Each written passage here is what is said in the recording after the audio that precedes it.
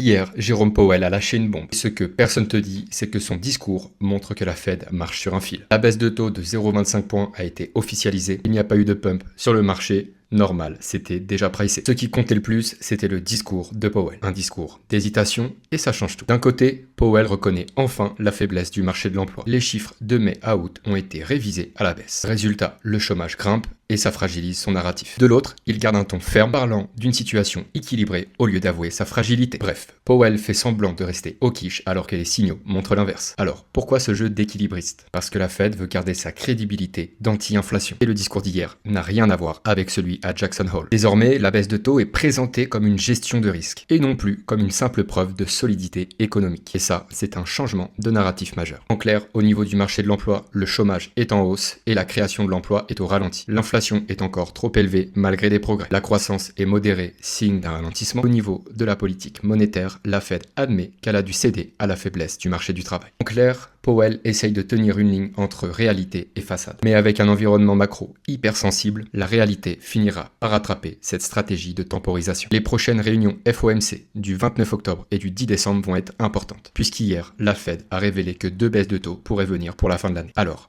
abonne-toi pour rester branché et à jour en crypto. Pour le reste, si tu veux maîtriser le marché pour encaisser les profits, t'as juste à rejoindre le terrier.